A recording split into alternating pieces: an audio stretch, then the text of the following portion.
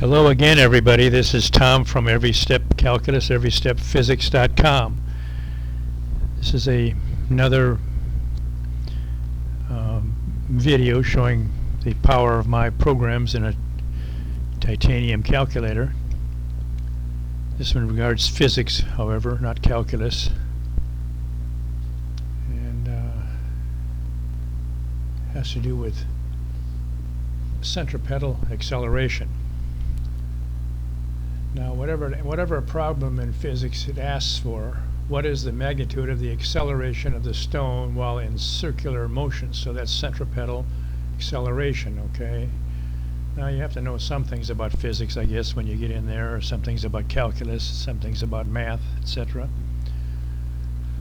But anyways, whatever they ask for, that's what's in my menu, okay? So I advocate that you take this here now and you put R on the side of your problem. You don't even have to read the problem already. Radius 1.7. Put R equals 1.7 meters. And H equals 2.1 meters. And then here's the ground after traveling a distance. D equals 10 meters. Okay? That's on the side of your paper, so you can keep track of it, of your test paper or column. And then we pull up physics in my calculator here, programs, and we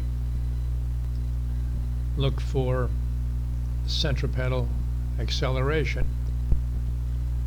Scroll down.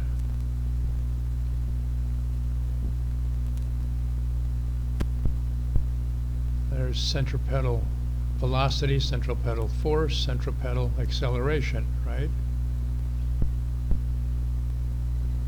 And we choose what's given. Well, it's radius, height, and distance, which is number 3. You can press the numbers in front of these menus, or you can scroll to it. I think 3 is quicker. We're going to find centripetal acceleration given radius, height, and distance, okay? So they're asking for the radius, so we have to press alpha first in my programs. You know that if you've seen any other of my videos. Alpha 1.7.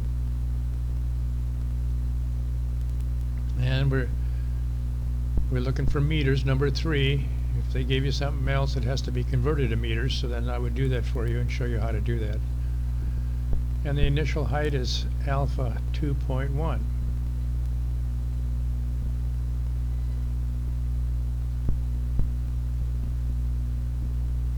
And that's meters, number 2.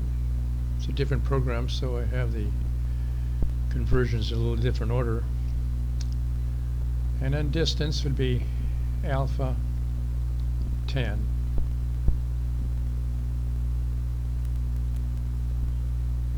And they give you meters again, that's number 4. Now we show you what you've entered. Change it if you want. Looks pretty good. And we have to find the time first.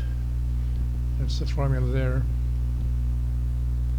Square root of 2h divided by g, which is gravitational standard 9.81. Turns out to be 0.65432 seconds. That's the time it takes for a boy rolls a stone connected to a string in a horizontal circle of a radius 1.7 meters and at a height of 2.1 meters above the ground. The string breaks and the stone flies horizontally, striking the ground after traveling a distance of 10 meters. What is the magnitude of the acceleration of the stone while it's in circular motion?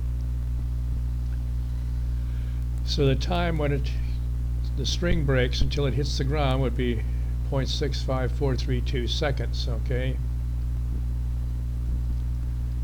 And then we look for the linear velocity, which is distance over time. Here's 10 divided by the time. Turns out to be 15.283 meters per second. Now we can use the centripetal acceleration formula, which is v squared over r radius, and that's 15.3 squared divided by 1.7, which turns out to be 137.39 meters per second squared.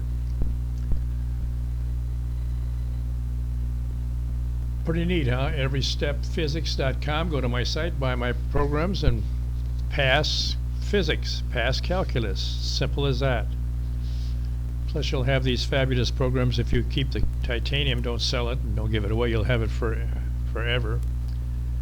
A lot of times you have to take business calculus or something like that in the future, or years from now you might have children that need to go to calculus, or a spouse or a friend that needs calculus help and physics help, whatever.